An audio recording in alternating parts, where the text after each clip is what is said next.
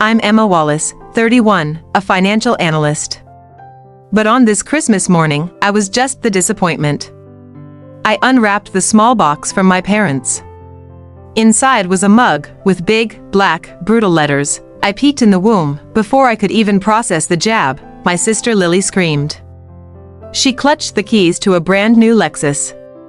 My mother beamed. "A little something to celebrate your promotion, sweetie." One daughter got a car, the other, a $1.99 joke. But what happens when the ultimate insult becomes the ultimate motivation? And what did I do with that cheap, cruel mug? Being the younger sister of Lily Wallace meant living in a permanent shadow. Lily, the marketing manager, was always the star student, the social butterfly. My parents had pre-written her success story. For me? They only saw a quiet girl who might amount to something, but probably wouldn't. They called me peaked in the womb, but I had secretly climbed my own ladder. I was a successful financial analyst in Chicago, dealing with 7-figure contracts. I built that life without their help. Yet, here, sitting next to Lily's new Lexus keys, my real-world success was just an inconvenient truth. But how did my mother, Susan, try to rationalize this obvious favoritism, and what was the true, cutting explanation behind that insulting mug? This wasn't just a mug, it was a physical manifestation of their narrative. Lily was their pride, I was the perpetual side joke. Every achievement I made was quickly dismissed with a sarcastic quip or a comparison to her latest promotion. Their humor wasn't love, it was a way to mask deep, casual contempt. I'd learned to play along. In this family, my pain was their punchline, and my silence was consent. I realized my success, my career, none of it mattered here.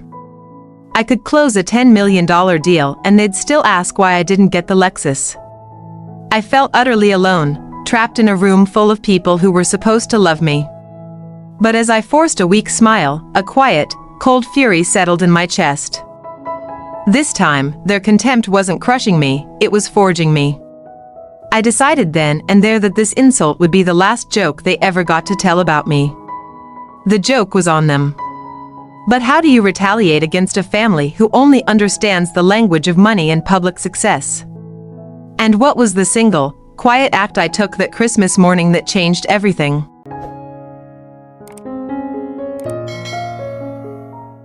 My father, David, saw my stunned face and laughed louder, mistaking my shock for good sportsmanship. "It's just a joke, Emma. You know you've been struggling to find your footing." He completely dismissed my successful career as a financial analyst, choosing instead to focus on the narrative they preferred, the struggling, lesser daughter. That mug wasn't a joke, it was a symbol. It solidified every dismissive comment, every sigh of disappointment, every comparison they'd ever made. It was tangible proof that no matter how many 7-figure contracts I closed, in their eyes, I was still the child who failed to meet Lily's standard. The cheap ceramic burned in my hands. The insult was deliberate.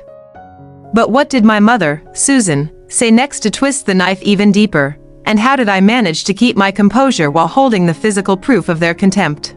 My mother, Susan, stepped in, her voice dripping with false concern. She gestured toward Lily's new Lexus. We wanted Lily to have a reliable, safe car to take to all her important interviews. The implication was sharp, Lily was on a journey to future success, I was already a finished, failed project. The irony was a cruel joke. I was the one with the stable, high-paying job in Chicago, the one who didn't need to interview. Yet, her words framed my successful career as a temporary lull before an inevitable fall. Her comment wasn't about the car, it was about systematically diminishing my reality to elevate Lily's status. The insult was complete. But how much longer could I fake a smile? And what silent, profound promise did I make to myself in that moment that set the stage for the most calculated financial revenge in my career? I took a slow breath, trying to process the sheer unfairness. It wasn't about the car or the mug. It was about the question of my inherent value. Did they genuinely believe that everything I built, the discipline, the long hours, the financial success, was less than Lily's potential? The truth was a physical ache. I looked at the mug again. I peeked in the womb. Fine. If that was the narrative they needed, I would let them keep it for now. But in my head, I wasn't just leaving their house, I was severing the entire emotional contract. Their laughter became the fuel. My silence became the strategy. What was the quiet, critical action I took with that mug and Lily's Lexus before leaving the house? And how did a simple photograph become the first, most powerful move in my long game of financial revenge? I watched Lily bask in the golden glow of parental approval.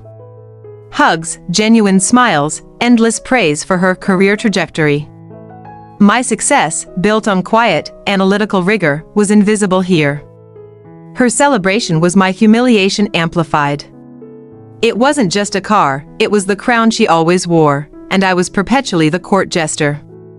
I felt that familiar, heavy self-doubt rise, but this time, I pushed it down. The feeling solidified into cold, manageable anger. This disparity, the Lexus versus the mug, was the physical evidence I needed. It was my permission slip to let go of the need for their approval entirely. The insult was accepted, the decision was made. But what single, silent action did I take right there in the living room that officially marked the beginning of my financial revenge plot? They think this is the peak? They think I'm a joke? Fine. Let them laugh. This wasn't just a slight, it was a challenge. I swore right there, beneath the tinsel and the forced cheer, that I would make this mug the single greatest financial miscalculation of their lives. I would not argue. I would win. My new goal wasn't just to be successful, it was to become undeniably successful on a scale they couldn't ignore or dismiss. I would use the cold, hard logic of my financial analyst training. I would use this humiliation as pure, unadulterated economic fuel. They wanted a joke? They were about to get a 7-figure punchline. The plan was set. But what was the immediate, practical, and highly symbolic action I took right before leaving the house? And how did a quiet, polite goodbye turn into the most permanent and satisfying exit I ever made? I knew the game. I had to sell the performance. I forced the most polite, utterly detached smile I could manage, thanking them for the thoughtful, funny gift. My compliance was strategic. I wanted them to believe they had succeeded in making me small, securing their little victory before I executed my plan. While Lily was distracted by the new car, I quietly pulled out my phone. I took a quick, careful snapshot, the I peeked in the womb mug placed neatly next to Lily's sparkling Lexus keys. That image was the first piece of evidence in my case, the photographic proof of the crime they didn't know they committed. The photo was taken. The evidence was secured. But what did I do with that mug next, and how did I immediately leverage that singular image into the most devastating, silent revenge they would ever face?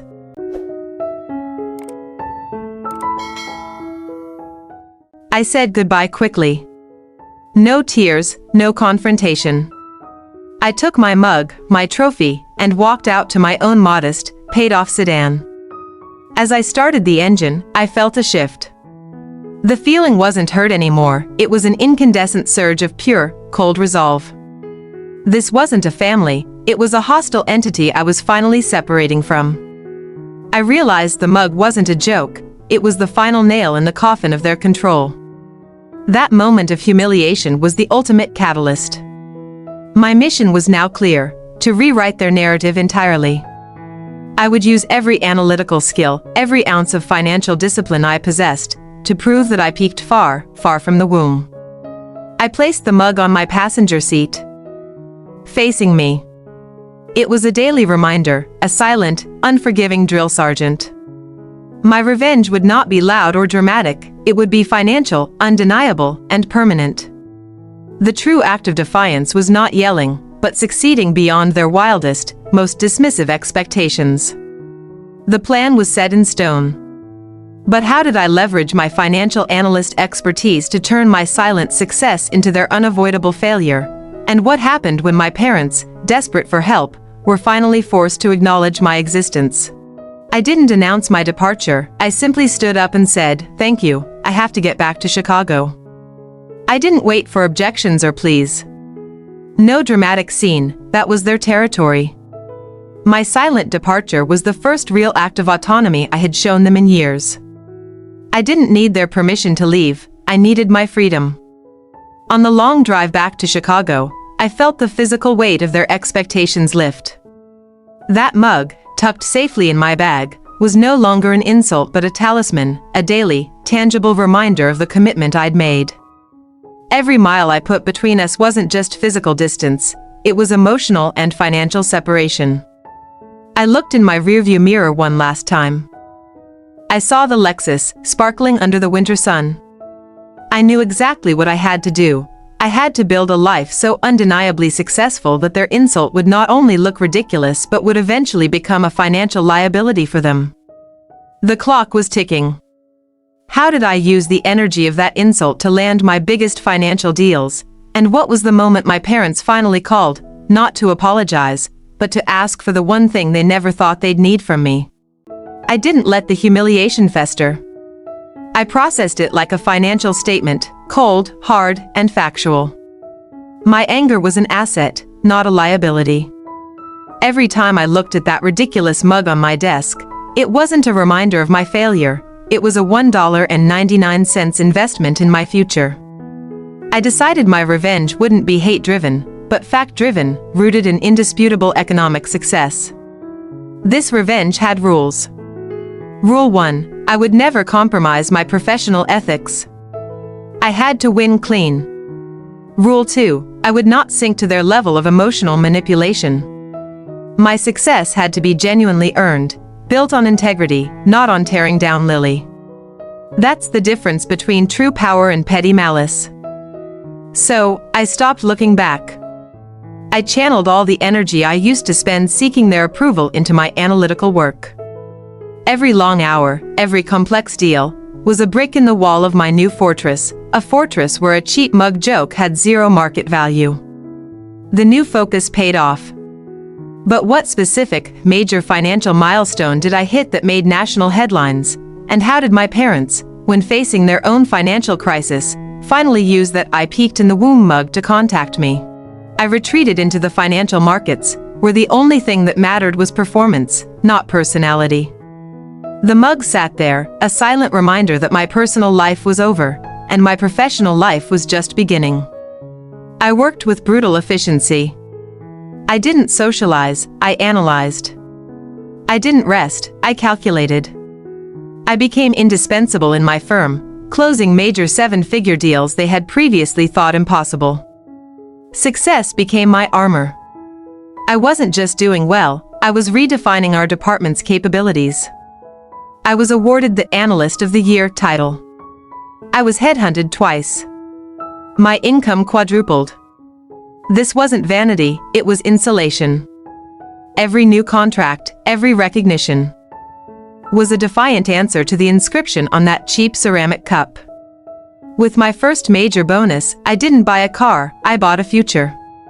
A high-rise condo overlooking Lake Michigan. A solid, tangible asset.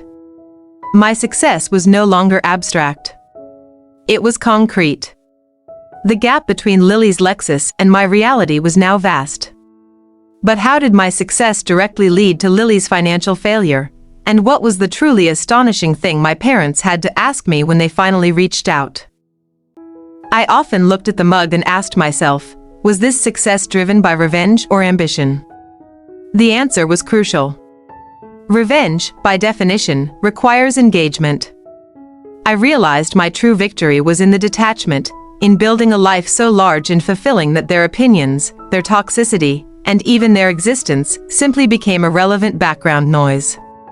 Forgiveness wasn't necessary for my peace. What was necessary was severance. I built unshakable boundaries. I never returned their calls unless it was strictly business-related, which, ironically, never happened. I chose to invest in people who celebrated my journey, not criticized my starting point. That's how you win the family revenge game. You redefine your family. Standing in my high-rise, looking at the city lights, I felt a deep, earned peace. The humiliation of that cheap mug had bought me this view, this independence, this clarity. It was the best $1.99 they ever spent on me. My peace was secure. But fate has a funny way of making toxic people pay.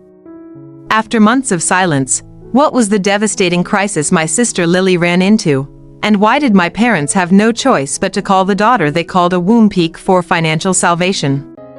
I made a non-negotiable vow: no more emotional spending on the Wallace family. My time, attention, and especially my money, would only be invested in my future and in people who treated me with respect. I stopped answering casual phone calls. I responded only to emails, and only those concerning shared logistics, which were few and far between. I treated my personal life like a financial portfolio, heavily diversified and highly insulated. The mug was my risk assessment tool. It reminded me that the biggest risk I ever took was believing my family's low valuation of me. I became aggressive in my investments, buying the Chicago condo, building wealth that wasn't for show, but for absolute security. When my parents tried to casually invite themselves to Chicago, I politely declined, citing my intense work schedule. I never explained, I simply stated facts. They were confused, then annoyed, but they couldn't penetrate the steel wall of my professional success. The rules of engagement had changed. I was no longer the girl they mocked. My independence wasn't just about money, it was about emotional freedom. I owed them nothing. The quiet certainty of my success was far more satisfying than any argument I could have won. My silence was the loudest statement I could make.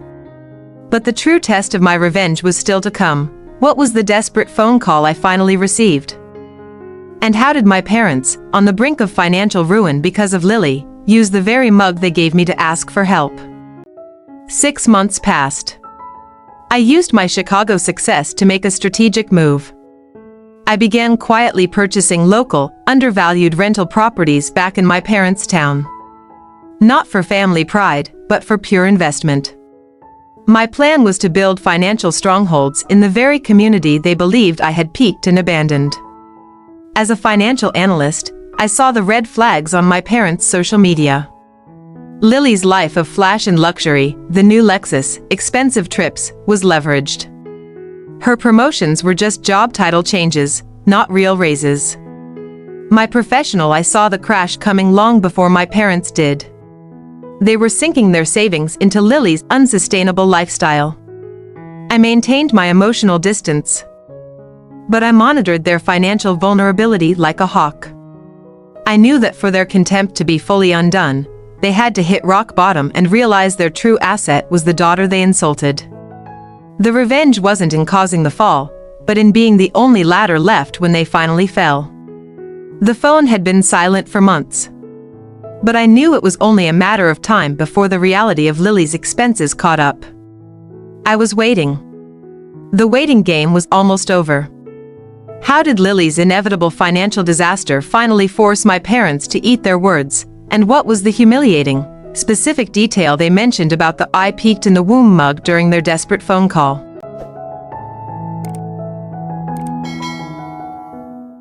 A year after Christmas, I was ready.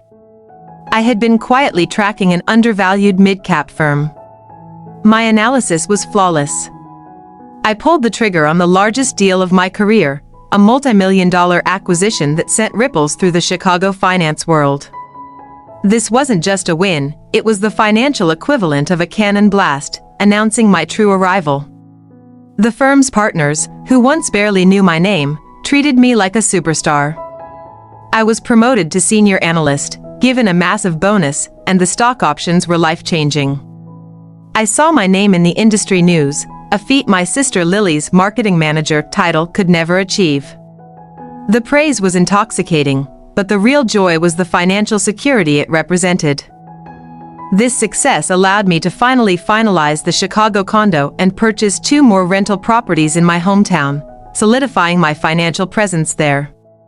The mug was now a ceremonial object. I was armed. I was untouchable. The stage was set for their inevitable entrance into my world. The stage was set, and the clock struck midnight. What was the exact moment and the specific reason my parents finally broke their silence? And what painful truth about Lily's Lexus did they reveal when they begged for my help? 2 years later, I wasn't just an analyst, I was leading a multi-billion-dollar acquisition. I was in a boardroom in New York, presenting to investors who controlled half the market. I wasn't nervous. I was prepared. I commanded the room with the same cold, calculated logic I had applied to my family's dysfunction. This was the true peak of my life, utterly disconnected from the circumstances of my birth. The deal closed. The next morning, my name was in the financial headlines. Emma Wallace, 33, leads historic $5 billion merger. I didn't seek out the headline, but I knew its power. This wasn't just career news, this was a loud, public, irrefutable statement directed at one specific house in my small hometown. Lily's Lexus was worth less than my daily dry cleaning budget.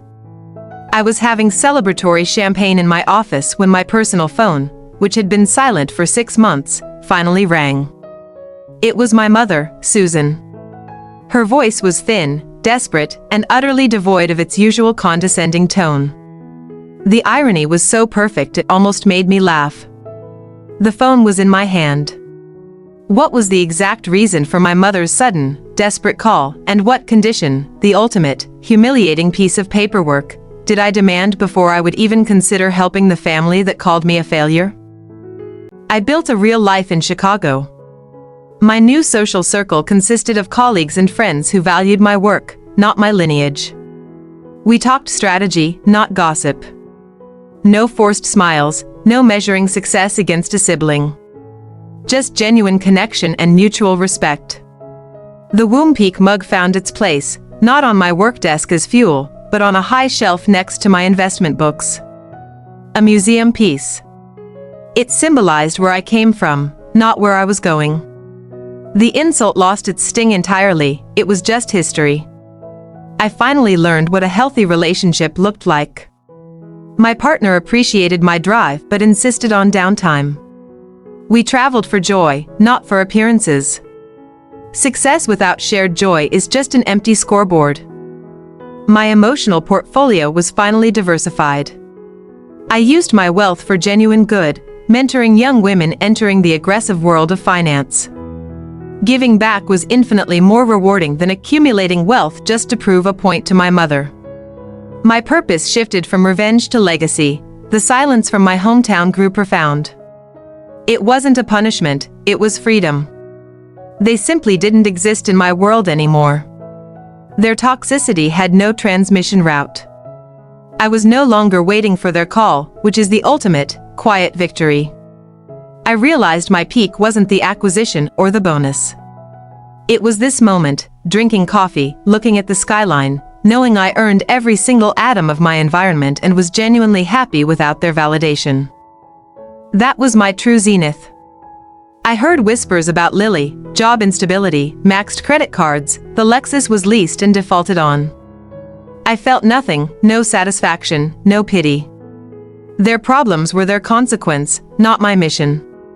The energy I used to give them was now fueling my personal jet. I had matured past the need for validation. The urge to flaunt my success vanished. My high-rise apartment was my sanctuary, not a trophy to shove in their faces. I was content to simply be successful, privately and authentically. The peace was perfect, but it was about to be shattered. What was the exact moment and the specific, humiliating request my mother finally made, and how did she use the very existence of the "I peaked in the womb" mug to justify her desperate plea for help? 3 years had passed. The greatest investment I made wasn't a stock or a condo, it was commitment. My partner, Alex, proposed, not with a flash mob or a public spectacle, but quietly, over coffee, appreciating the genuine me. This family I was building was rooted in mutual respect, a luxury my old family never afforded me. I realized the profound difference. My parents had built their life on comparison and judgment, Alex and I built ours on security and acceptance. We created a prenuptial agreement designed not for fear, but for clarity. This was an adult, responsible love, backed by undeniable financial stability. The mug finally disappeared from sight, boxed up in storage. It was no longer a motivator, it was irrelevant. By starting my own healthy family, I finally severed the last cord of emotional dependency on my toxic past. My happiness was self-generated, not a reaction to their disdain. My new life was complete. But just as I found peace, fate intervened. What devastating financial disaster hit my parents due to Lily's recklessness, and how did they use the memory of the "I peeked in the womb" mug to call me, not as a daughter, but as a last resort financial analyst? I thought about that Christmas morning. If my parents had given me a check, I might have stayed complacent. But the mug was a perfect wound, a perfect catalyst. I owed them an odd debt of gratitude. Their disdain was the purest form of motivation, untainted by expectation or kindness. The real victory wasn't the billions in my deals, it was the fact that my life was mine, wholly and unequivocally. Their narrative about me being a failure had zero market value in my reality. I had won by removing myself from the judgment panel entirely. That's freedom. I wasn't waiting for an apology, I was waiting for the inevitable economic reality check. I knew the moment they called, it wouldn't be as mother and daughter, but as client and analyst. I had separated my heart from my balance sheet years ago. I was ready to listen, not as Emma, but as the senior financial analyst they needed. Then, the phone rang. It wasn't a casual call, it was a sob story wrapped in financial panic. What was the exact amount of money Lily lost? What did my mother beg me to do? And what was the ultimate, cold-hearted condition I set for the family that scorned me? The sobs were real. Lily had lost nearly all of their retirement savings through a high-risk venture. My mother's words tumbled out, "Emma, please, you have to help us. Lily's Lexus is gone, we're selling the house." "We never should have given you that mug," I cut her off. My voice was calm, professional. "I can help. I will purchase your home at the current market value, giving you the immediate capital you need. But there are conditions. I require full power of attorney over all remaining family assets." There was silence. Then, my mother pleaded, "But, you'll buy our home?" "As an investment," I corrected her. "You will rent it back from me for 5 years, with me as your landlord. Sign these papers, or the deal is off." The choice was ruin or becoming my tenant. They signed. The financial revenge was complete. I didn't get loud satisfaction, just the quiet knowledge that the woman who called me a failure now paid me monthly rent to stay in the home I owned. Their contempt bought me their security and their submission. The papers were signed, but the story wasn't over. How did the quiet irony of the mug finally resurface years later, and what was the one final, devastating act of closure I performed using that $1.99 ceramic cup?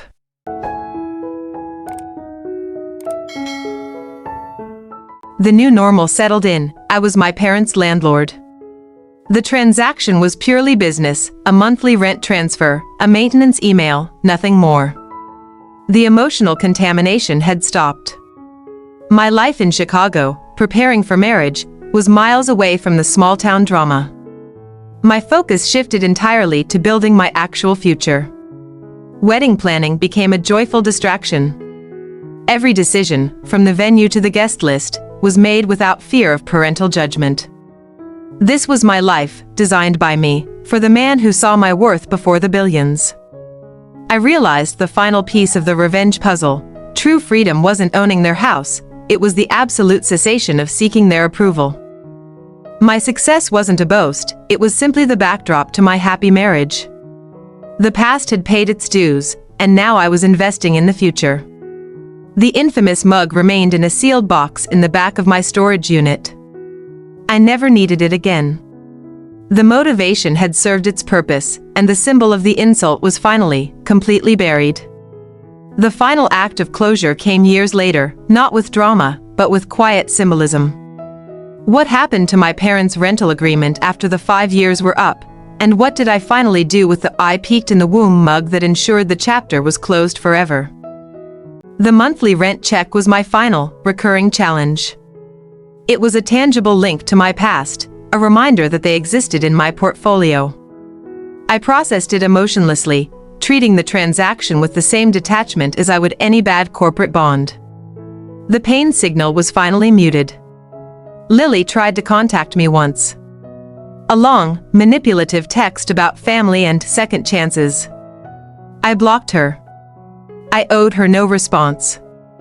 My success was built on solid boundaries and merit, not emotional blackmail.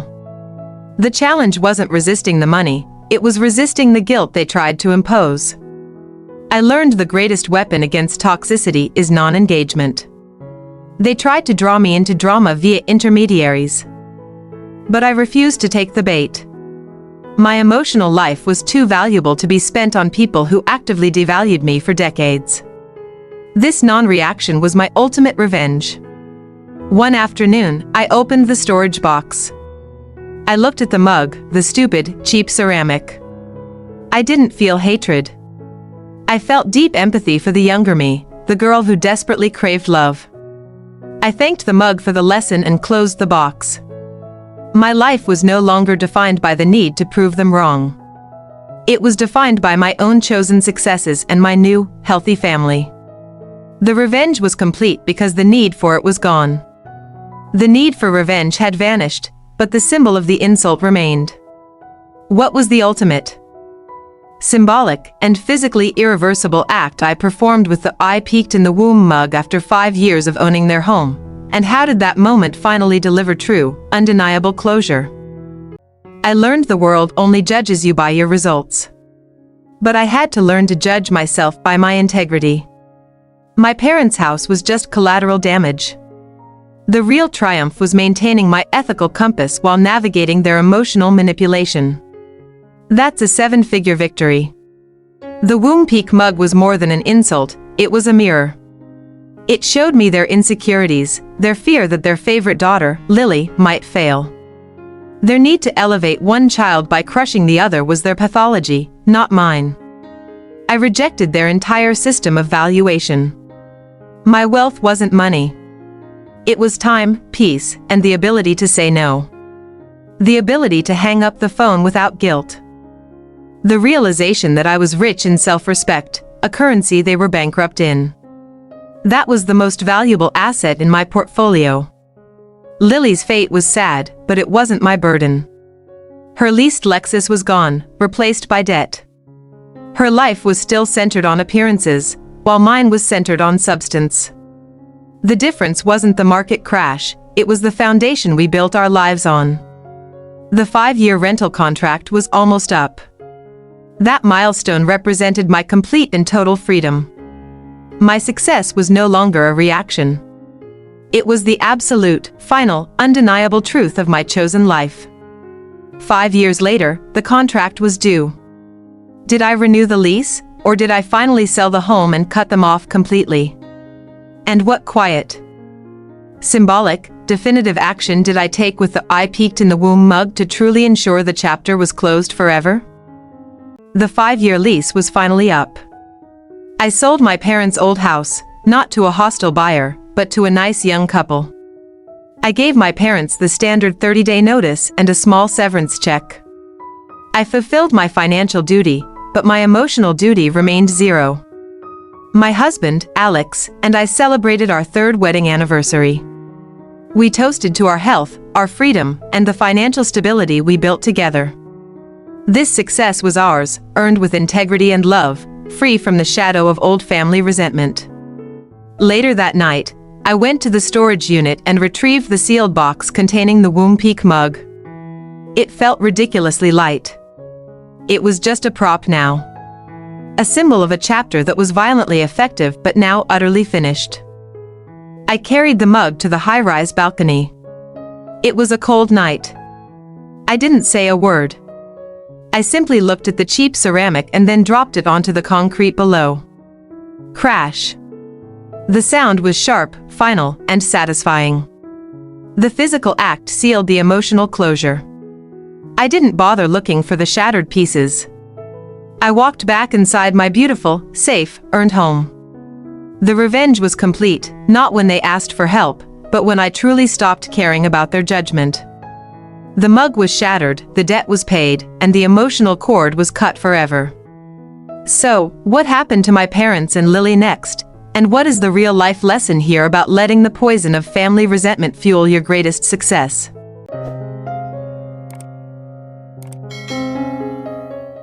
Years passed. The silence from my original family was absolute. It was the purest form of freedom. I didn't hate them, I simply didn't think about them. The lack of drama was my greatest luxury, allowing me to fully invest in the life I chose. Our daughter was born. Holding her, I finally understood unconditional love, a bond untainted by expectation or comparison. This was the real peak. I promised myself she would never be measured against anyone, especially not a sibling. My greatest victory was creating a healthy environment. My home was a sanctuary where feelings were valid, and achievement was celebrated, not used as a weapon. I was rewriting my own toxic family history. One loving, mindful decision at a time. I often told Alex the story of the mug, not with bitterness, but as a lesson. That small, hateful gift was the fuel I needed. It proved that sometimes, the greatest kindness you receive is the cruelty that forces you to save yourself. Lily eventually ended up living in a modest apartment. She still blamed everyone else. I learned that revenge doesn't truly work until the target realizes their own role in their downfall. My life, however, was thriving, entirely independent of her failures. I didn't peak in the womb. I peaked when I realized that the value of my life was not determined by my mother's words, but by the financial empire and the loving, healthy family I created from scratch. The journey from a $1.99 mug to a billion-dollar life was complete. The story is over, but the lesson remains. What negative belief are you still holding onto from your childhood? And are you ready to use that poison to fuel your own billion-dollar success? Drop your thoughts in the comments, and don't forget to like and subscribe for more family revenge stories. My career soared beyond mere revenge. I was named one of the nation's top financial minds. Standing on stage, accepting an industry leadership award, I knew the applause wasn't for proving a point, but for creating real, tangible value. The success became its own reward. I fiercely protected my balance. The old Emma used work to escape, the new Emma used work to enhance her life. I didn't miss school plays or family dinners. My commitment to my daughter and husband was non-negotiable, a priority I never saw modeled growing up. The destruction of the mug was crucial. It wasn't an act of hatred, it was the symbolic removal of the last piece of toxic fuel. I didn't need their negativity anymore. I was self-sustaining, powered by integrity and the positive love of my chosen family. When my daughter asked why I didn't have a picture of my parents, I was honest. They made choices that hurt, so I chose distance. I taught her that boundaries are the foundation of self-respect. Her knowledge of her grandmother was purely factual, stripped of emotion. My true self-worth was found in the quiet moments, reading to my daughter, making coffee for my husband, or just sitting in silence. These were the moments Lily chased with borrowed money, and these were the moments I earned through hard work and self-liberation. I am asked if the revenge was worth it. Yes. Not because they lost, but because their cruelty gave me a goal so immense, it forced me to become a woman they couldn't possibly recognize or touch. My success was the gift their failure unintentionally gave me. The key to survival is choosing to build your own peak on solid rock, not on the shifting sand of someone else's opinion. That is the story of the $1.99 mug that cost my family everything. Now, I want to hear from you. What is the single, cruelest thing ever said to you? And how are you turning that insult into your biggest success story? Drop a comment below, and smash that like button if you believe in creating your own peak. I learned family isn't blood, it's choice. My chosen life provided the acceptance and safety I never received genetically. The toxic bond was broken, not by distance, but by emotional replacement and self-respect. I released the need for their apology, which is the strongest form of internal freedom. I recognized their parenting reflected their own toxic past. My mother had her own mug. But understanding the cycle doesn't mean participating. It means stopping the pattern, right here, right now, with my child. My success was the rigorous training that made me unbeatable. Lily was the golden child who became the cautionary tale. Their love crippled her, their disdain empowered me. I never regretted my actions. The financial maneuver was the only language they truly understood, establishing the boundary of never again. The shattered mug gave me one final gift, the ability to look at my past without flinching. It was a dark, essential chapter that ended with me, Emma Wallace, in control of the final edit. I am the author of my success story, not the victim of their narrative. My quiet life is my greatest triumph. The absence of drama, the presence of genuine love, that is the proof I won. The loudest success is often the one built furthest from the noise of your critics. It's built in self-respect, not reaction. I share this not for gloating, but for guidance. If you have a mug, don't let it become a burden. Turn it into a battery. Let the injustice fuel the massive life they swore you could never have. That is the highest form of revenge. True fulfillment is recognizing that the value of your life is not a fixed price set at birth, but a fluid asset you build every single day. I didn't peak in the womb, I peak every time I choose health over hatred. The mug is shattered, the family is gone, and the empire is built.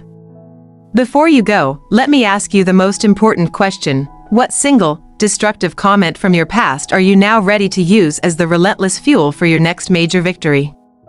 Tell me below. If you've stuck with me this far, you need to know the core truth: this was never a story about revenge. It was a story about taking back control. It was about leveraging pain into an unbeatable personal engine. Lesson 1: use the fuel. That ugly comment, that cheap mug, that exclusion? Don't cry over it. Convert it. In the financial world, we call that turning a liability into an asset. The deeper the cut, the bigger the potential profit. Lesson 2: boundaries are non-negotiable.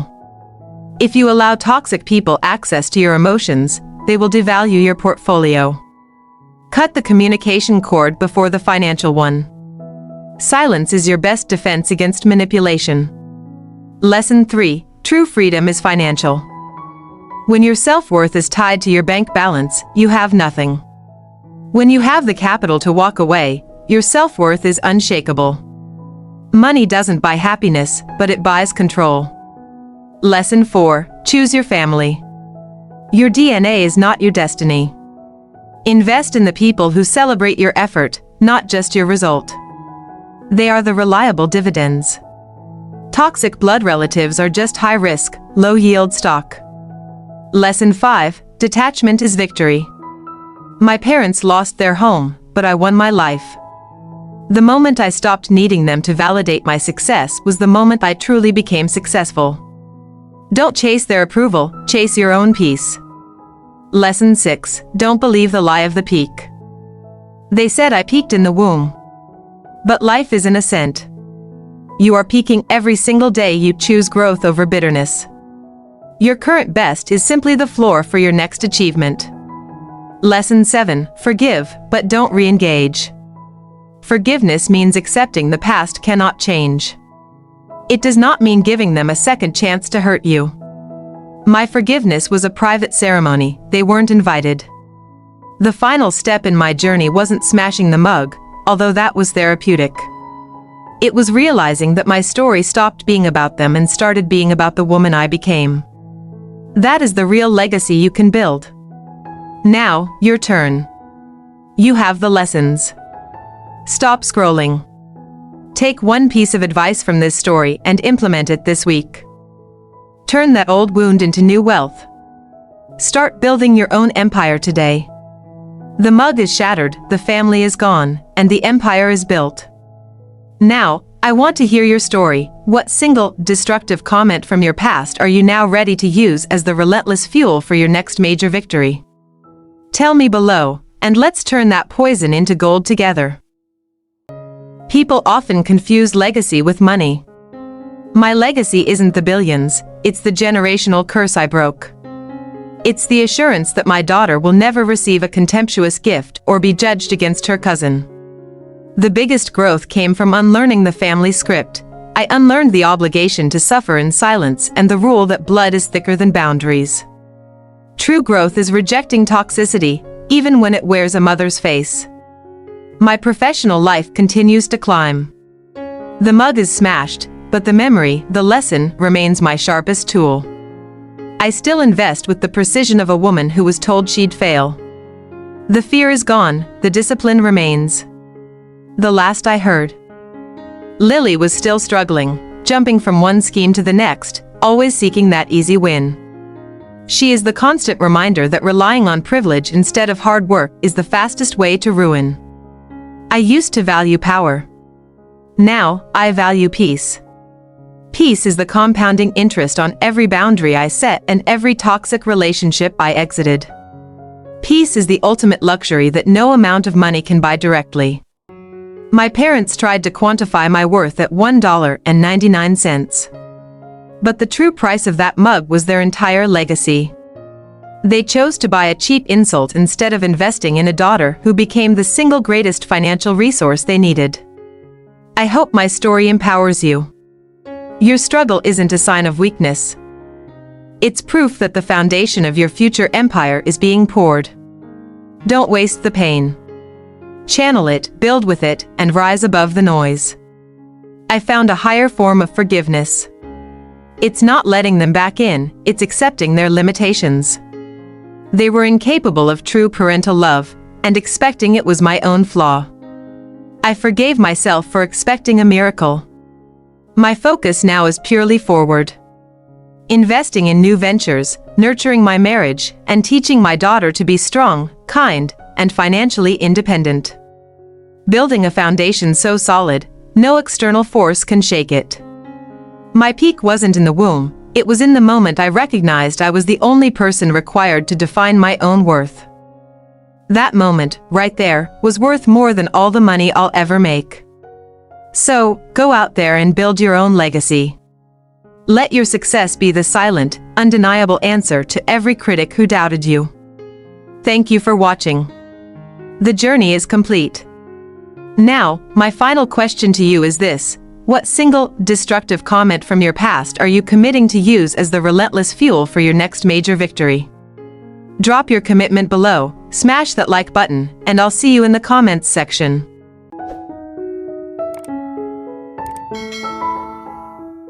Let's talk about the true moral of this story, because it isn't what you think. It's not about winning a battle against your family, it's about winning the war for yourself. The mug was a catalyst, not the goal. Your life's value is determined by you, and no one else. The moment you hand control of your emotions and your worth to a toxic critic, you lose. Take back that power. Own your narrative, and never let them write your ending. If you have a deep, painful wound from childhood, a betrayal, an insult, a dismissal, don't let it fester. Refine it. Turn that pain into the high-octane fuel for your ambition. It's the most powerful, free energy source you'll ever find. True peace of mind begins with financial independence. You can't set healthy boundaries if you rely on the people you need to boundary off. Your safety net should be woven by your hands, not dependent on someone else's generosity. My revenge was complete when I chose to stop reacting. The final victory wasn't my financial success, it was the ability to look at my past without bitterness. Stop letting their actions dictate your emotional present. Choose peace. Your legacy isn't inherited, it's built. What are you building today that will ensure your children are free from the burdens you carried? Invest in boundaries, invest in independence, and most importantly, invest in your own emotional health. Now, I want you to act. Identify your own mug. What is the one thing, the comment, the person, the memory that still holds you back? Name it, acknowledge it, and then commit to using it as fuel this week. If you're ready to take back your power, hit the like button now. It's a small, symbolic act of rebellion. Then, subscribe, Because we share stories here about turning resentment into success, not just turning it into drama. Tell me in the comments, what is the single, destructive comment you are turning into your billion-dollar fuel? Let's start a dialogue and hold each other accountable for building our chosen, powerful lives. The story is complete, but your chapter is just beginning. Now, what is the very next, small, symbolic action you will take this week to begin building your own financially and emotionally independent peak? Drop your commitment below. I'll be reading every single one.